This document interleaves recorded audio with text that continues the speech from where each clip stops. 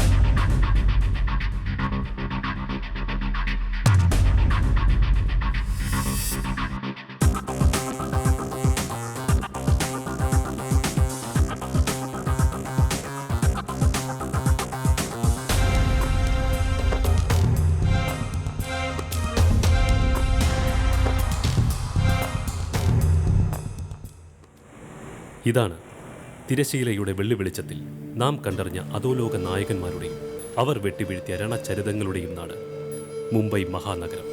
വീരസാഹസങ്ങളുടെയും ചതിക്കുഴികൾ നിറഞ്ഞ അധോലോകത്തിൻ്റെയും കഥകൾക്കപ്പുറത്ത് ഈ മഹാനഗരം പറയാൻ ബാക്കി വെച്ച, അല്ല, പറയാൻ മറന്നുപോയ ചില കഥകളുണ്ട്. പ്രവാസത്തിൻ്റെ, പ്രവാസിയുടെ, പാതിയിൽ വേരറ്റുപോയ സ്വപ്നങ്ങളുടെ കഥ. പതിറ്റാണ്ടുകൾക്കപ്പുറത്ത് ജീവിതം തേടിയെത്തിയവർ, ജീവിത യാഥാർത്ഥ്യങ്ങളോട് യുദ്ധം ചെയ്ത് വിജയം വരിച്ചവരും പരാജിതരും ഒരുപോലെ പ്രവാസത്തിൻ്റെ ചങ്ങലക്കുരുക്കിൽ ബന്ധിക്കപ്പെട്ട നാട്. ഓരോ ദേശാടകനും അവൻ്റെ ആത്മനിമിഷങ്ങളിൽ ഭൂമിയോളം വലിയ ചിറകുകൾ മുളയ്ക്കാറുണ്ട്.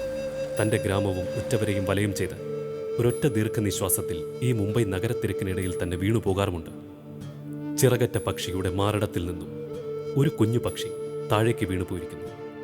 അങ്ങനെ ക്യാമറ കണ്ണുകൾക്ക് മുൻപിൽ ഒരു കഥാപാത്രം കൂടി ജനിക്കുന്നു. ഡോക്ടർ രവികുമാർ.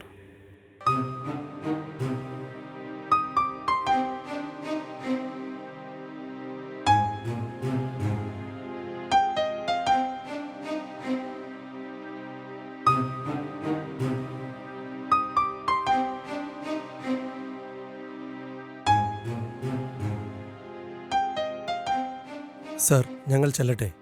ഇനിയും വൈകിയാൽ ഞങ്ങൾ അവൻ ഒരിക്കലും വേദനിക്കില്ല സർ. ഈ കൈകൾ കൊണ്ട് എത്ര പേരെ പോസ്റ്റ്മോർട്ടം ചെയ്തിരിക്കുന്നു. അവസാനം എൻ്റെ ടേബിളിൽ തന്നെ എൻ്റെ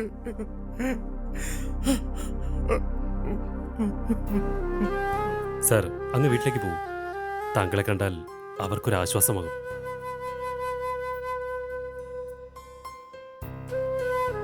ജീവനില്ലാത്ത ശരീരങ്ങൾ കീറി മുറിക്കുമ്പോഴെല്ലാം മനസ്സിലെ യാന്ത്രികതയുടെ നിസ്സഹായത മാത്രമായിരുന്നു. ഇപ്പോഴെനിക്ക് മനസ്സിലായി, ഓരോ ശരീരത്തിലും ചുറ്റിക അടിച്ചിറക്കുമ്പോൾ പിടയുന്നവർ പുറത്ത് കാതോർത്ത് നിൽപ്പുണ്ടെന്ന്. പ്ലീസ് സർ, ഇതല്പം കുടിക്കൂ. ശരി, പോകാം. ഞാനും വരുന്നു. ഞാൻ എന്ത് ചെയ്താലും അവന് മുറിവേൽക്കില്ല, വേദനിക്കുകയുമില്ല. ഞാൻ അവന്റെ അച്ഛനല്ലേ. Please sit down. ഒരച്ഛൻ്റെ കൈകളും മനസ്സും കടമെടുത്തല്ലേ ഞങ്ങൾ പോകുന്നത്. ഒരു പേരിനെങ്കിലും ഇത് ചെയ്തേ പറ്റൂ. അവൻ ഞങ്ങൾക്കും പ്രിയപ്പെട്ടവനല്ലേ. ഇനിയും വൈകിയ അത് അവനോട് നമ്മൾ ചെയ്യുന്ന ക്രൂരതയാവും.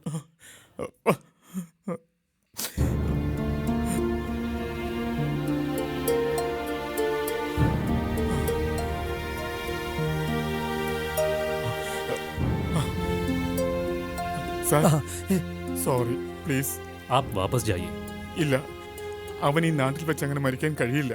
എനിക്ക് അവനെ നാട്ടിൽ കൊണ്ടുപോകണം. എൻ്റെ നാട് കാണിക്കണം, എൻ്റെ വീട് കാണിക്കണം. അവനത് ആഗ്രഹിച്ചിരുന്നടോ. പ്രവാസിക്ക് അവകാശപ്പെടാൻ എന്തുണ്ടോ നാട്ടില്? ഇത് തന്നെയാ നമ്മുടെ നാടും വീടും.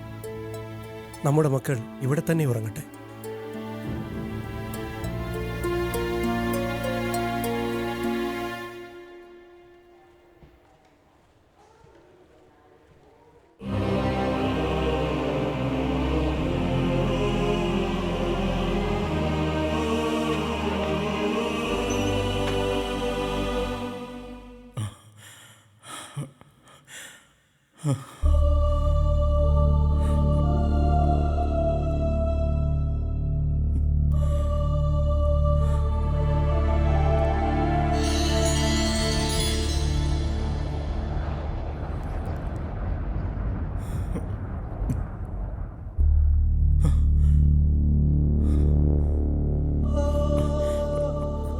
മോനെ, അച്ഛാ, എന്തിനാ മോനെ ഇത് ചെയ്തത്?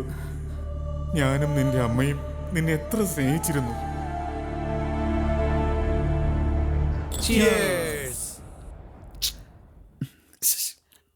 ए जबरदस्ती माल है, अंदर जाएगा ना सब उठ जाएगा। यस यस, आसमान में परियों के साथ उठ रहा हो। എൻജോയ് മാഗോൾ ബൻ ഗയാ. आरा വാതിൽ തുറക്ക. पपाया। അരെ अरे यार मूड मूड खराब खराब कर कर दिया. दिया। चल हो गया चल। പരീക്ഷയാണ് വരാൻ പോകുന്നത്. ഇവർ ഇന്നാട്ടുകാരാണ്. നമുക്കിവിടെ ജീവിക്കണമെങ്കിൽ ജോലിയും കൂലിയും ഒക്കെ വേണം. അവരെ പറഞ്ഞയച്ച് പഠിക്കാൻ നോക്ക്. ഓ, അതൊക്കെ പാസ്സാവും അച്ഛാ. ഇന്ന് അവന്റെ ബർത്ത്ഡേയാ, അതിന്റെ ആഘോഷാ. അത് അവന്റെ വീട്ടിൽ വെച്ചാകാമല്ലോ. നീ മദ്യപിച്ചിട്ടുണ്ടെന്ന് എനിക്ക് മനസ്സിലായി. ഇനി ഇത് ആവർത്തിക്കരുത്. അങ്ങോട്ട് തിരിയാൻ പാടില്ല, ഇങ്ങോട്ട് തിരിയാൻ പാടില്ല. എന്ത് കഷ്ടം ഇത്. അച്ഛൻ ഇപ്പോഴും ആ പഴഞ്ചൻ തന്നെയാ. അച്ഛൻ്റെ ആ 4 മുറുക്കാൻ കടയുള്ള ഗ്രാമമല്ല ഇത്.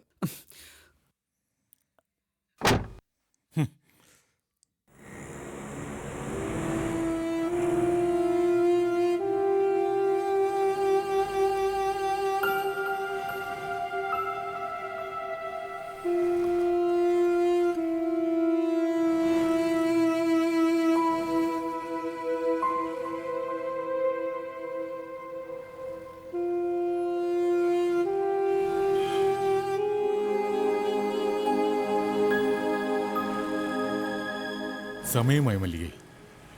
30 വർഷത്തെ എൻ്റെ പ്രവാസം എല്ലാം അവസാനിപ്പിച്ച് നാട്ടിലേക്ക് മടങ്ങിപ്പോകാൻ സമയമായെന്ന് മനസ്സ് പറയുന്നു.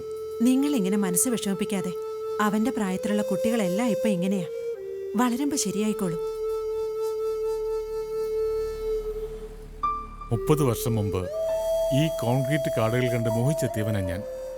ഏതൊരു ചെറുപ്പക്കാരനെയും പോലെ. ഇതെനിക്ക് വീണ്ടും വായിക്കണമെന്ന് തോന്നി. മരിക്കുന്നതിന് മുമ്പ് അമ്മ എനിക്ക് എഴുതിയ കത്ത്. നീ നടന്നു മറഞ്ഞ ഇടവഴിയിലേക്ക് തിരികെ വരുന്ന നിന്നെയും കാത്ത് അമ്മ എന്നും കാത്തിരിക്കാറുണ്ട്. തൊടിയിലെ അമ്പൽക്കുളം വരണ്ടുപോയിരിക്കുന്നു. മുറ്റത്തെ ഊഞ്ഞാൽ മരവും കടപുഴകി. നമ്മുടെ വീടിന്റെ വടക്കേ വേലിപ്പടർപ്പിൽ ഇപ്പോഴും മുക്കൂറ്റിയും വേലിപ്പരുത്തിപ്പൂക്കളും ചെമ്പരത്തിയൊക്കെ വിടരുന്നുണ്ട്. കുഞ്ഞുനാളില് നിന്നെ പേടിപ്പിച്ചിരുന്ന കോമരങ്ങളും ഈ വഴിയിലൂടെ കടന്നു പോവാറുണ്ട്. ഒരമ്മയുടെ കാത്തിരിപ്പ് പോലെ ഈ ഗ്രാമവും നിന്നെ കാത്തിരിക്കുകയാണ് രവി. ഈ അമ്മയ്ക്കിപ്പോഴും ഇളം കുഞ്ഞാണ് നീ. തിരക്കിനിടയിൽ നീ ഇത് മുഴുവൻ വായിക്കുമോന്ന് എനിക്കറിയില്ല. എൻ്റെ പൊന്നുമോനെ, നിനക്ക് എല്ലാ നന്മകളും നേരുന്നു.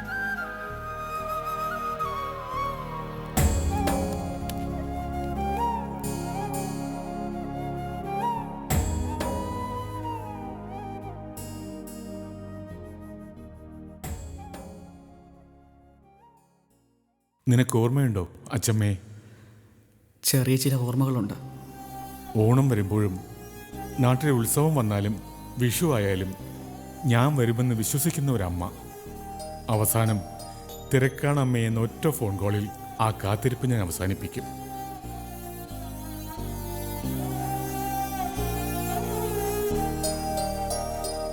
ഇപ്പോൾ ഞാൻ മനസ്സിലാക്കുന്നു, വിരൽത്തുമ്പത്ത് നിന്ന് കൈവിട്ടു പോകുന്ന മക്കളെ ഓർത്തുള്ള എൻ്റെ അമ്മയുടെ നോവുന്ന മനസ്സ്.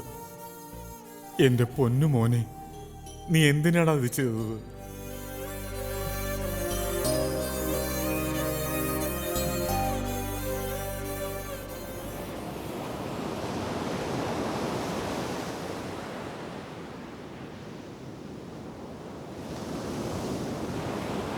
കാത്തിരുന്ന് മുഷിഞ്ഞോ?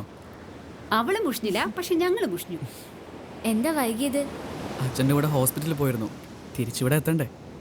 അപ്പൊ ശരി, നിങ്ങൾ സംസാരിച്ചിരിക്കെ, ഞങ്ങൾ പോവാ.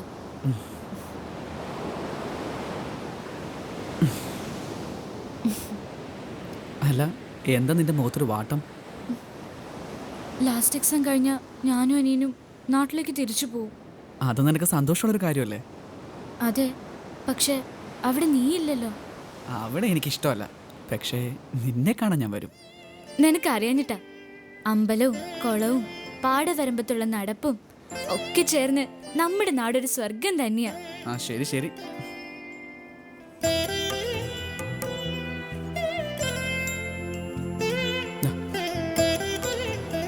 നീ നാളെ വീട്ടിലേക്ക് വരുമോ? പോകുന്നതിന് മുമ്പ് ഒറ്റയ്ക്ക് നിന്നോടൊന്ന് സംസാരിക്കണം. അച്ഛനും അമ്മയും നാളെ വീട്ടിലുണ്ടാവില്ല. ഒരു കടലാസ് വഞ്ചിയായി ഈ കടലിൽ പൊങ്ങിക്കിടന്നാൽ ഈ തിരമാലകൾ നമ്മളെ നമ്മുടെ നാട്ടിലെത്തിക്കും. എന്താ, നമുക്ക് പോയാലോ? ओ भाई, वो आइए ना, वो चांस मांगेंगे, हम लोग ऊपर उठेंगे. वो जैसे बाहर जाएंगे ना, हम लोग अंदर आएंगे, ठीक है ना? आप सब निकलो यारो, जल्दी आएगी. ओके ओके, चल चल चल चल.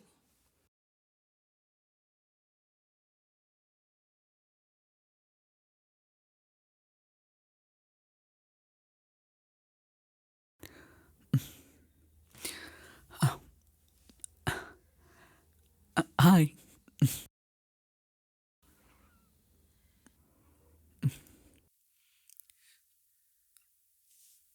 ഹായ്.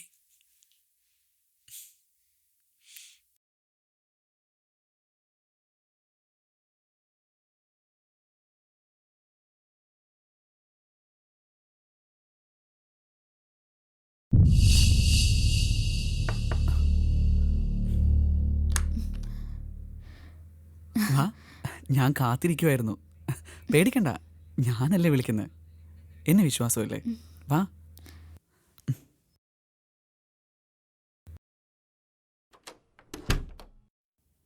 വാ, ഇരിക്ക്. ഇങ്ങോട്ട് നീങ്ങിയിരിക്ക്. നീ എന്തിനാ ഇങ്ങനെ പേടിക്കുന്നത്? ഇവിടെ നമ്മൾ രണ്ടുപേരേ ഉള്ളൂ.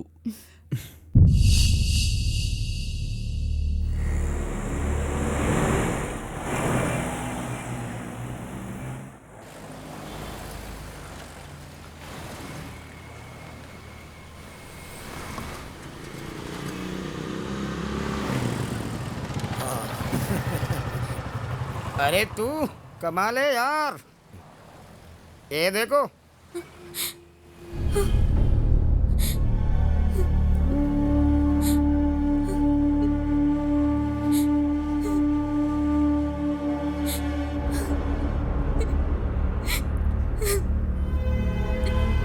अरे घबराओ मत, ये जो वीडियो है ना, उसने चुपके से निकाला और हम लोगों ने ये वीडियो चुरा लिया.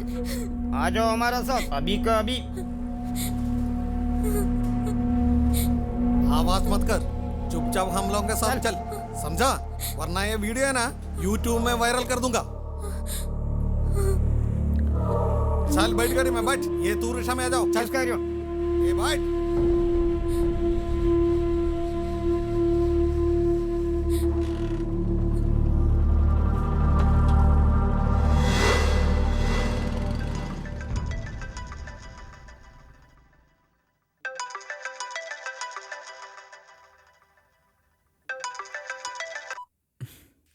നിന്റെ അവളുടെ ക്ലിപ്പ് യൂട്യൂബിൽ വന്നിട്ടുണ്ട്. ഞാനിപ്പോ കണ്ടു. അവന്മാര് പണി വന്നല്ലോടാ. അവളുടെ ബോഡി എത്തിയെന്നാ കേട്ടത്. ഇനിയിപ്പോ എല്ലാരും അറിയും, പോലീസും. നീ ഇപ്പൊ എന്ത് ചെയ്യും? ഹലോ ഹലോ ഹലോ, നീ എവിടെ ഇപ്പോ ഉള്ളേ? ഹലോ.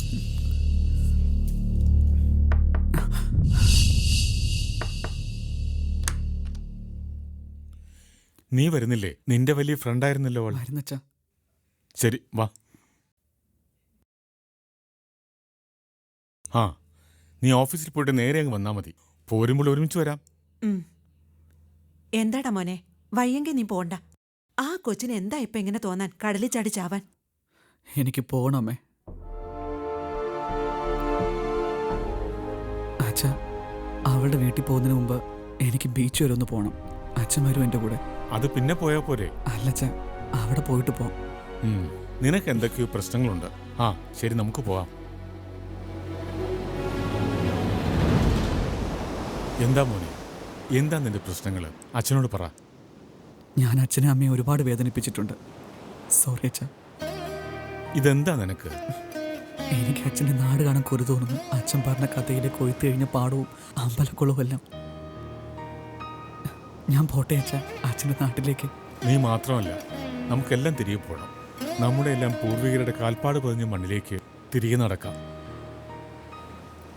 അച്ഛൻ പൊയ്ക്കോ, നീ വരുന്നില്ലേ? എനിക്കത് കാണാൻ വയ്യച്ച.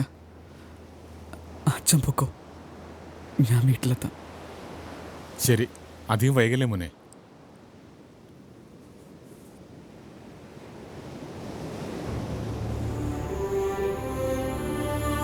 ഒരു കടലാസ് വഞ്ചിയായി ഈ കടലിൽ പൊങ്ങിക്കിടന്നാൽ ഈ തിരമാലകൾ നമ്മളെ നമ്മുടെ നാട്ടിലെത്തിക്കും. എന്താ, നമുക്ക് പോയാലോ?